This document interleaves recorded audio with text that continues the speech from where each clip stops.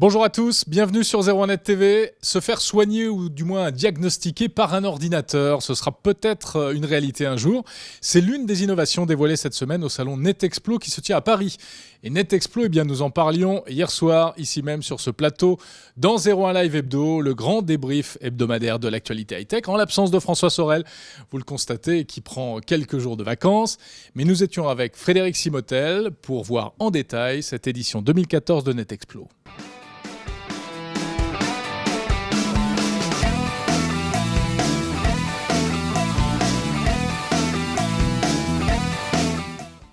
Cette semaine se tient à Paris un salon qui s'appelle NetExplo. C'est quoi en deux mots NetExplo ? En deux mots, c'est un salon qui fait découvrir, qui nous montre un peu les clés pour comprendre le monde digital de demain. Voilà, toutes ces innovations et comment elles peuvent s'appliquer dans les entreprises. Et alors, vous avez déniché 2-3 trucs assez étonnants. Et notamment, on va commencer par ça, un psychologue virtuel. Oui, vous imaginez, vous êtes face à un écran avec une personne virtuelle, un psychologue virtuel. Il y a une caméra Kinect qui vous filme. Et donc, elle va vous poser différentes questions sur la vie, la mort, tout donc, ce que vous Kinect, voulez. c'est à la fois l'image et puis aussi la détection de mouvement. La détection de mouvement. Et on va déceler par les mots que vous allez employer dans votre réponse, la tonalité, mais aussi les mimiques de votre mouvement. Est-ce que vous allez sourire ? Est-ce que vous allez cligner des yeux ? Est-ce que vos pupilles vont s'ouvrir un peu plus ? Eh bien, cette application permet de déceler les signes avant-coureurs d'une dépression. Wow. Voilà, donc c'est un premier acte de détection. Donc on voit quand même tout l'intérêt pour la santé. Maintenant, la dérive de ce genre d'outils, c'est est-ce qu'un jour ça peut pas être utilisé dans des modes de recrutement ? Et oui, pour trier, pour filtrer les candidats. Mais en tout cas, déjà, on dira ouais, celui-là, regarde ses mimiques traduisent un peu trop voilà, d'anxiété, mais déjà voilà, ça peut être une première approche et voilà. Et l'application s'appelle SimSensei et a été développée aux États-Unis. Aux États-Unis. Alors il y a autre chose également, détection de signes comme ça presque pathologique, une autre innovation dans ce domaine-là. Oui, c'est une entreprise allemande qui s'appelle Soma Analytics. Alors là, c'est une application sur smartphone.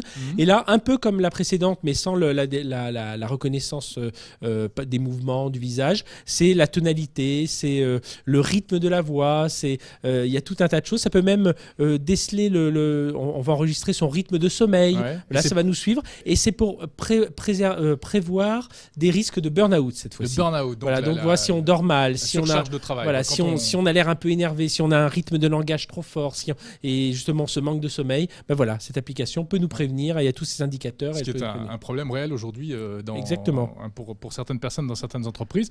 Allez, on continue. NetExplo encore avec de l'impression 3D de peau humaine. Oui, Skinprint. Alors, on le voit à l'image. En fait, Skinprint sont de l'impression 3D de fils. Alors, c'est de la biotechnologie. Oui. Et ces petits fils, au bout d'un moment, ça va faire une petite surface. Et ça va être de la peau. Qui est tout à fait comme de la peau humaine. Et ça pourrait servir à quoi ? Pour les grands brûlés, pour les greffes.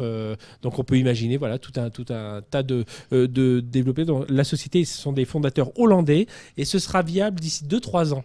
Ah oui, donc c'est plus de la science-fiction. Non, ce que vous voyez là, c'est vraiment testé sur des animaux, tout ça. Puis, et on sait que par ailleurs, il y a des travaux, notamment aux États-unis, pour la fabrication, l'impression 3D, entre guillemets, d'organes entiers. Bon, allez, on termine ce tour d'horizon de NetExplo avec une sucette numérique. Très surprenante, elle s'appelle Digital Lollipop.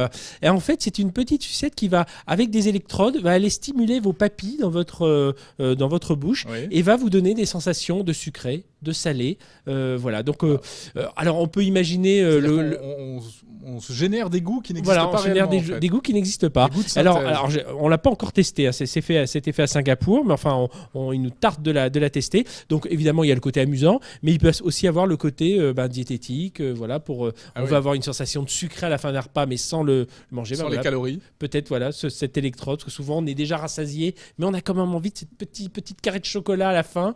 Et bien là, voilà, on prendra un petit peu confort, de Digital Lollipop. C'est pas du médical. C'est du confort, mais en tout cas, ça fonctionne aujourd'hui. Ça devrait arriver très bientôt chez nous.